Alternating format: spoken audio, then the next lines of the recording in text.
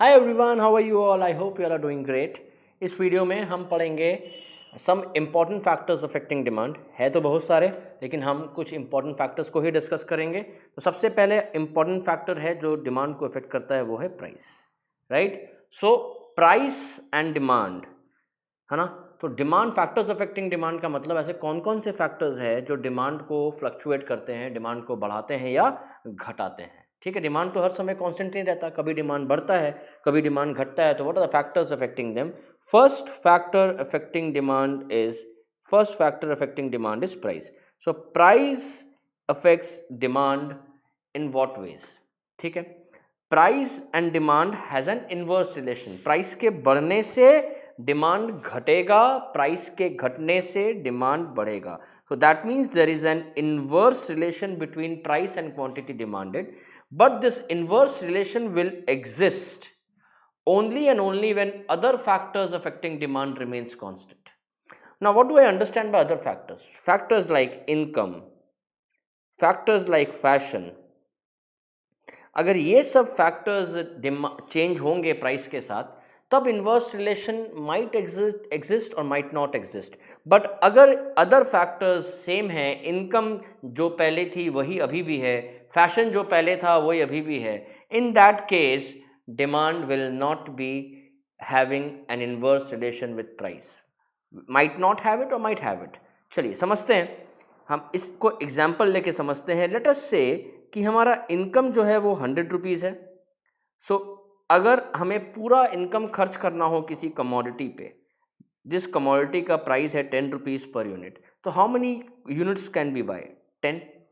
ठीक है, अगर अगेन इनकम 100 है और अब देखो जो अदर फैक्टर कांस्टेंट है, इनकम हम कांस्टेंट रखते हैं यहाँ पे हम अज्यूम कर रहे हैं कि इनकम कांस्टेंट है। अगर इनकम कांस्टेंट है और प्राइस इसका अगर 20 रुपये हो जाता है, तब how much can we buy? We can now buy only 5 units, right. और अगर अभी भी इनकम कांस्टेंट है and price falls down to 5 rupees per unit, now we can buy 20 units. So here we can clearly see when other factor is constant, that is income is constant, with an increase in price the demand falls, and with a decrease in price the demand rises, right? तो यहाँ पे other factor, मतलब income हमने other factor लिया है, वो constant है। लेकिन अगर हम इसको थोड़ा सा चेंज करें और let's say income let's say 100, price 10, quantity हम कितना ले पाएंगे? 10। अब now let us change the price with the change in other factors as well. Let us say our income rises to 200 rupees, या इनकम 100 से late से 1000 rupees हो जाए। ठीक है, और अब इसका अगर प्राइस 20 हो तो क्या हमारा डिमांड घटेगा? नहीं घटेगा, because even after the rise in price I can still afford to buy the same quantity 100, 10, or maybe I'll be able to buy more, right? तो यहाँ पे एक चीज क्लियर है कि प्राइस और डिमांड में इनवर्स रिलेशन तभी है when other factors are constant. If other factors changes, this inverse relation might not exist. So price and demand are inversely related only if other factors affecting demand remains constant, right? चलिए ये तो हो गया।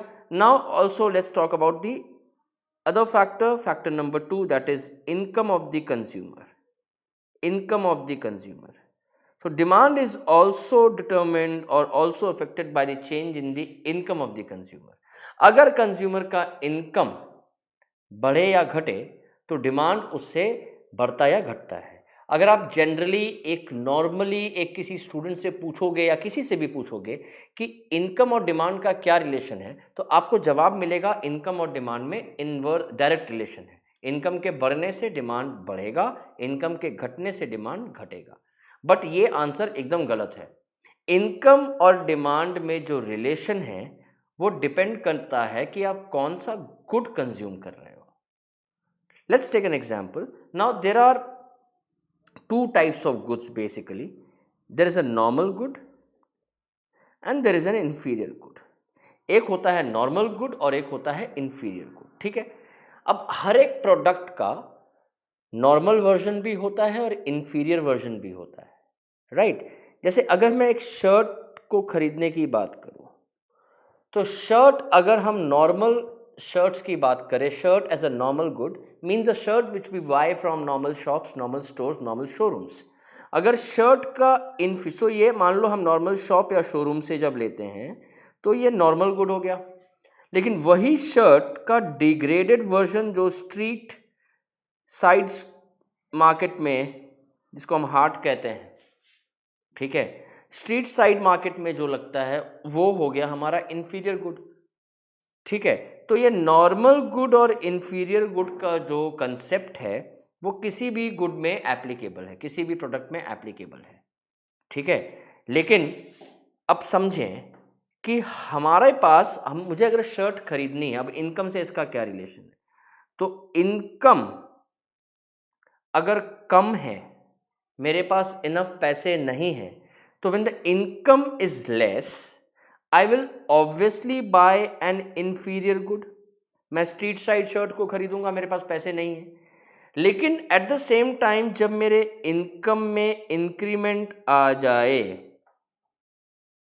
At the same time जब मेरे income में increment आ जाए, जब इनकम इंक्रीज होगा तो उस केस में क्या होगा, इनकम के इंक्रीज होने से I will obviously shift from inferior good that is street side shirt to the normal good. तो इनकम जब बढ़ता है, the demand for inferior good falls, whereas the demand for normal good, demand for normal good rises, demand for normal good rises. So I hope this is clear to everybody. मतलब income और normal good का demand directly, they are directly related, and income and inferior good का demand they are inversely related.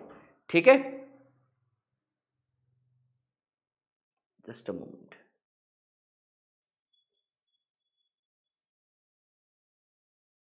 Okay, I hope this is clear to everybody. So income में और normal good के demand में there is a direct relation, income और inferior good के demand में there is an inverse relation. ठीक है, तो अब हम लोग आते हैं ग्राफ में। अब हम लोग आते हैं ग्राफ में। यहाँ हम लिखते हैं इनकम, यहाँ हम लिखते हैं डिमांड फॉर नॉर्मल गुड, यहाँ हम लिखते हैं डिमांड फॉर नॉर्मल गुड। अब ये कर्व कैसा होगा, ये अपवर्ड स्लोपिंग कर्व होगा। ये कर्व कैसा होगा, ये अपवर्ड स्लोपिंग कर्व होगा। अपवर्ड स्लोपिंग कर्व का मतलब, क्यों upward sloping curve, normal good का डिमांड इनकम के साथ डायरेक्टली रिलेटेड है। As and when my income will increase, the demand for normal good will increase, so it's an upward sloping curve. And in the case of inferior good, income and demand for inferior good, मेरा demand curve कैसा होगा भाई, मेरा demand curve downward sloping होगा। Why downward sloping, because income and inferior good का demand are inversely related. जैसा जैसा income बढ़ता है, इंफीरियर गुड का डिमांड घटते जाता है। Why, because from inferior good we are shifting a demand to the normal good. So I hope this is clear. So income of the consumer, this is a very important topic, important point। ये exam में पूछा जाता है ये factor कि how demand is related to the income of the consumer. ठीक है, how does the demand for the commodity changes with the change in the income of the consumer. I hope this is clear to everybody, nobody has a doubt. अब एक बात बताओ, there are certain goods जिसको हम कहते हैं इन expensive necessity, जिसको हम कहते हैं इनएक्सपेंसिव नेसेसिटी। अब inexpensive necessity like salt, inexpensive necessity like salt. अब इस सॉल्ट इनएक्सपेंसिव नेसेसिटी है, बिकॉज है तो नेसेसिटी लेकिन उतना एक्सपेंसिव नहीं है। अब सॉल्ट और इनकम का क्या रिलेशन होगा, अब देखो, अब ये सिंपल सा है। So income and demand for salt, अब इनकम बढ़े या घटे, सॉल्ट का डिमांड इनकम से चेंज नहीं होगा। सो उस केस में income demand curve for salt will be parallel to the Y axis. मतलब इनकम कुछ भी हो, इनकम बढ़े या घटे, इनकम 10 हो या 20 हो या 30 हो या 40 हो, उस केस में डिमांड जो है सॉल्ट का सेम रहने वाला है। It is not going to change. So income demand curve in the case of inexpensive necessity is parallel to the y-axis, means the demand for inexpensive necessity does not change with the change in income. देखो there are two school of thoughts, दो अलग अलग तरीके से इसको समझा जा सकता है। एक स्कूल ऑफ थॉट कहता है कि ये पैरेलल टू डिमांड का पैरेलल टू वाई एक्सिस होगा, because demand for salt will not change. एक स्कूल ऑफ थॉट कहता है, एक स्कूल ऑफ थॉट कहता है कि डिमांड अलग पैटर्न से चेंज होगा, बिकॉज कुछ लोग ये समझते हैं, कुछ इकोनॉमिस्ट ने ये समझा कि भाई इनकम जब बढ़े, सॉल्ट का डिमांड कांस्टेंट नहीं रहेगा, वो कुछ देर के बाद कांस्टेंट होगा। कैसे? अगर इनकम बढ़ रहा, जब हमारा इनकम कम था लेट्स से, सो हम दिन भर में एक सब्जी बनती थी और दिन भर उसी से गुजारा करते थे। अब जब इनकम में इंक्रीमेंट होगा तो हम ऑब्वियसली ज़्यादा सब्जियां खाना अफोर्ड कर पाएंगे। सो व्हील एक के बदले शायद दिन में 2 सब्जी बने, राइट? अब 2 सब्जी बनेगी तो नमक भी ज़्यादा लगेगा, तो नमक ज़्यादा लगेगा तो इनकम के बढ़ने से पहले demand for salt will increase let's say up two point के, और एक पॉइंट के बाद आके कांस्टेंट होगा। तो दोनों कंसेप्ट जो है सही है। तो ये वाला कंसेप्ट ग्रीन वाला जिससे मैंने मार्क किया, वो ये कह रहा है कि the demand will increase up to a certain point with an increase in income and beyond one point the demand becomes constant. तो ये भी सही है, ये भी सही है। तो आप दोनों को ही रिलेट कर सकते हो, ये भी सही है ये वाला और ये भी सही है, right? So I hope this is clear. तो income of the consumer and demand, ये बड़ा इंपॉर्टेंट याद रखिएगा टॉपिक है। इनकम के साथ demand is related but depends upon what type of good you are talking about. If you are talking about normal good, income and demand for normal good are directly related. If you are talking about inferior good, income and demand for inferior good are inversely related. And if you are talking about inexpensive necessity, ये दोनों possibility बनती है। अब normal good और inferior good जो है वो आप बहुत तरीके से समझ सकते हो, बहुत सारे एग्जाम्पल हैं। जैसे अगर फुल क्रीम मिल्क है तो full cream milk is a normal good, and toned milk जिसमें से मक्खन मलाई सब निकाल दिया जाता है वो हमारा इन्फीरियर गुड है, ठीक है?